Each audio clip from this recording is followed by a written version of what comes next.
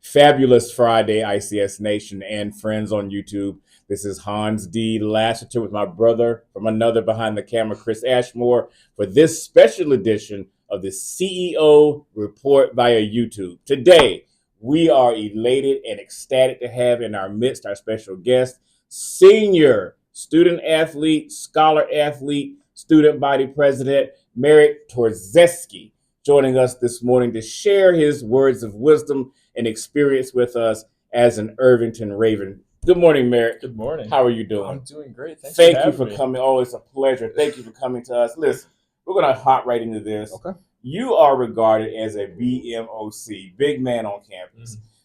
Draw a timeline for us and tell us about how you came to Irvington and what your experiences have been so far from a freshman to now a graduating senior. Okay, yeah. So I didn't come into the Irvington, district until I was a freshman. My brother went here, and so I joined him when I came into high school. And it's really interesting because I came in really knowing no one. Mhm. I knew my brother, and that was about it. And over the past 4 years, I've just been absolutely blessed to have been able to meet and work with just amazing friends and teammates, teachers, coaches. Everyone that I've been able to interact with has been just such a benefit for me. And I've really found my place to excel and to really have some success here, both academically, athletically, in all of my other extracurriculars. Right. You know, I try to do a lot, and it's just been a great experience all the way through. Well, you see, audiences, Letterman's jacket with the accompanying insignia. And in his honor today, we have a football and a volleyball, as he is a contributing member and star on both the varsity football and our varsity volleyball team. Talk with us a little bit about what you've learned and the experiences you've gleaned being a part of two good programs. Yeah, and I mean, especially given that I was on the first team for our boys volleyball and football teams, it's a lot about learning to just build from the ground up. You know, you gotta. It's tough, especially with football. It's really difficult when there's so much adversity and you just have to learn to work past it. Our volleyball team was able to see some more success. We won a tournament last year, and I think this year we're going to be even better. But I think I love the camaraderie that sports bring. That's my favorite aspect of it. I will never stop saying that because truly I bond so well with the people that I'm out there playing with. You know, whether I'm out there on the gridiron for 60 minutes trying to fight my way through a football game with them or being on the volleyball court, there's just the level of closeness that I feel when I get into a sport and when I have such amazing teammates that I'm able to work with so well. There's nothing like it. I'm a captain on both teams, and I love that sort of lead by example aspect of it. I think that I'm a pretty natural leader when it comes to those sorts of things, and I like being in that position. I like being able to help the younger guys and to sort of get them on the right path, and hopefully in the next couple of years we'll see the fruits of the labor. I think that we're going to have a pretty successful football team, come the end of this decade, and our volleyball team is already pretty solid. So, yeah. So he is well ahead of the game because part of the line of questioning this morning is to ask him and get him to talk with us a little bit about how his experiences as let's see if I get it right, scholar athlete. He takes courses I can't pronounce, so I won't even try.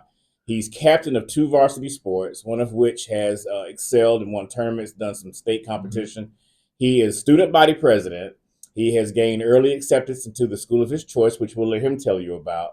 So he is a walking role model and example of what can happen when you put your mind to things.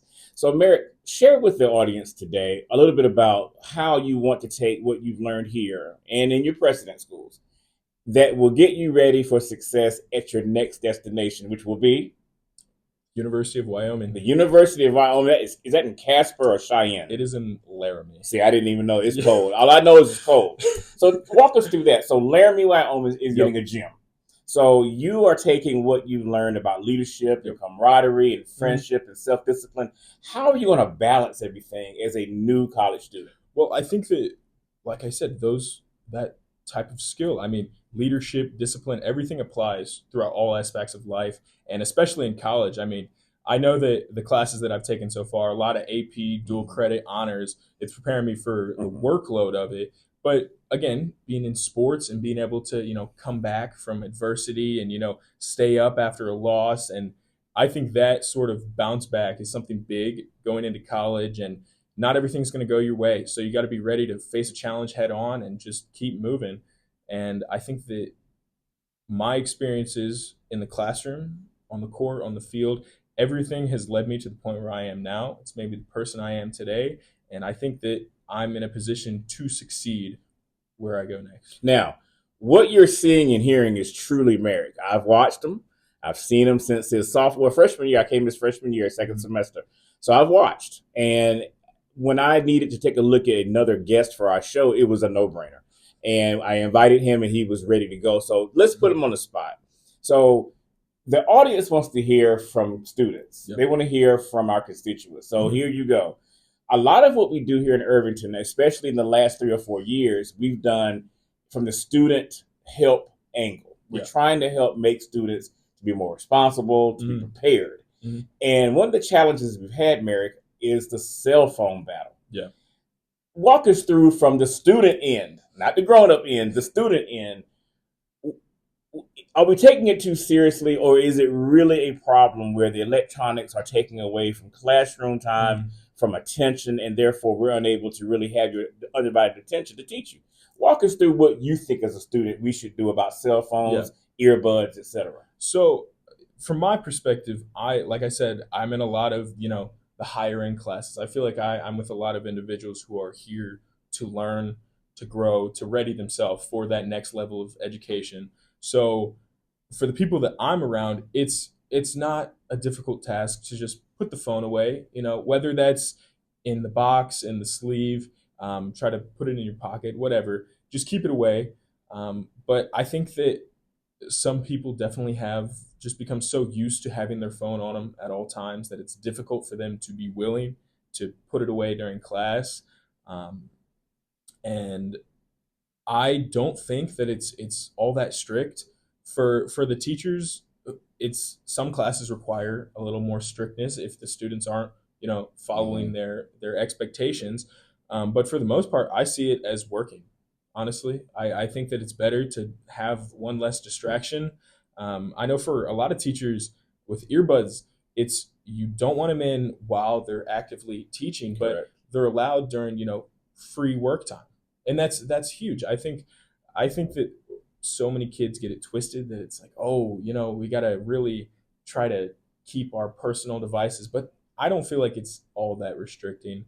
And I think as we go on with this policy, people will become more used to it. People will be, so it'll be so normal that it's not a big issue to put it away. Now, I'm advocating for student advocacy, and I'm hopeful that Merrick will inspire some young people to say, okay, let's work with the legislators. Let's work with school administrators to come up with happy mediums. He didn't say it, but he wanted to talk about compromise. There's a happy medium and compromise I think we can reach in the classrooms during the non-engagement period, during self-reflection or testing or quizzes. Maybe the earbuds and some soothing music could be a benefit because musical learning ability is a recognized learning style. Let's continue on with the policy thing. One of the things we wanted to do when we got here is raise the level of expectations. And he can tell you here at his school, no grade below 70 is accepted. Yep. Tell us about any heartburn that you saw or experienced from your peers about what are they doing? A 70, at least that's passing. We wanted to raise the game. Do you think that's a helpful model, or are we hindering progress? 100%. There were so many people who were shooting for D's, and they just wanted that, 65 or whatever, just to pass the class and be done.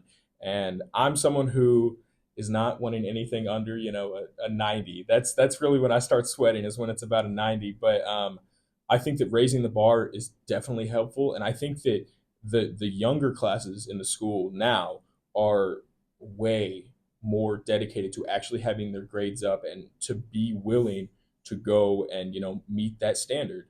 I think that it was a good thing. There was a couple people that going into that next year, they couldn't play sports because the previous semester they had slacked off. They had just gotten D's, and I think it was a good change.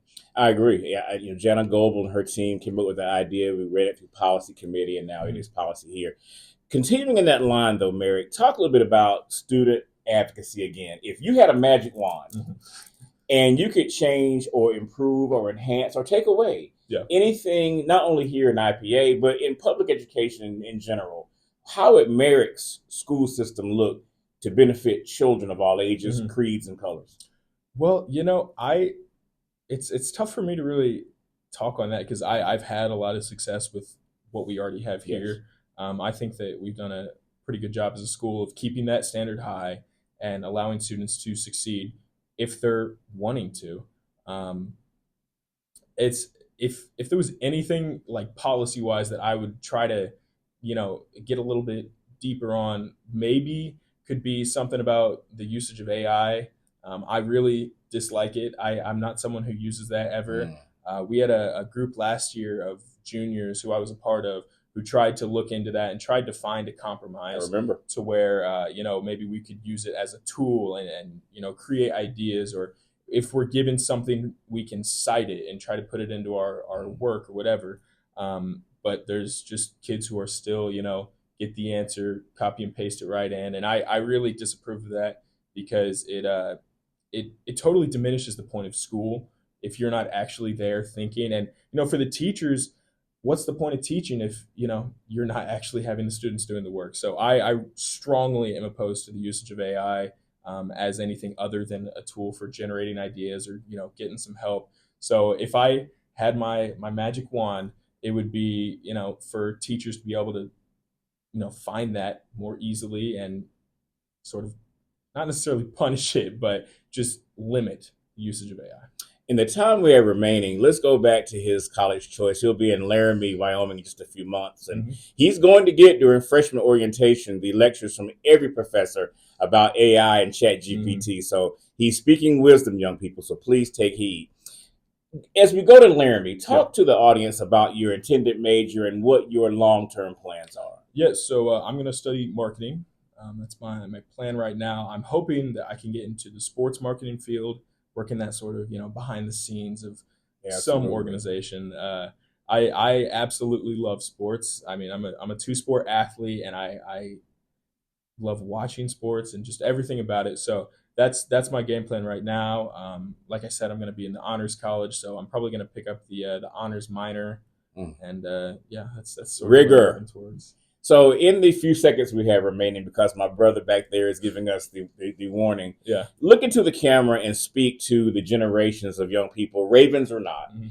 and give them the Merrick testimony about what needs to happen with them to have success academically, socially, and personally, because this is a balancing act, Mhm. and you've done a great job at Thank it. you. So, this is your chance to impart some of that wisdom as you leave us and go on to the cold and bitter temperatures of Laramie. Talk to them about what needs to happen from your perspective. I think to start, expect nothing to be given to you. You have to work for everything that you want to come. If you really set your heart and set your mind to it, anything and everything is possible. As cliche as that may sound, that is 100% true. I'm living proof of that. I came into this school knowing no one. I started in all, regular classes, and I've worked my way up to where I am now. So if you want something to happen, you have to put the work in. You have to go make it happen. And a child shall lead them. Well, sorry, a large young adult shall lead them. Excellent words of wisdom. It has been a wonderful week here in Irvington Community School Corporation. I can't go into all of the achievements in the time that Chris has told me we have remaining, but I will shout out our athletic director for putting on a wonderful pro wrestling event that Yep. Merrick and others enjoyed. It was great. I have to shout out our Robo Ravens for making nationals again, both squads. I have to shout out our Project Lead the Way at our middle school for their Tesla building project. They got started in earnest this week. So in future episodes of the CEO Report, you will see and hear from those individuals. Merrick, my man, thank you again for being here this morning. You. Chris, thank you for keeping the time, and audience, thank you for your watch and viewership. And we'll be back next week for another edition of the CEO Report via YouTube.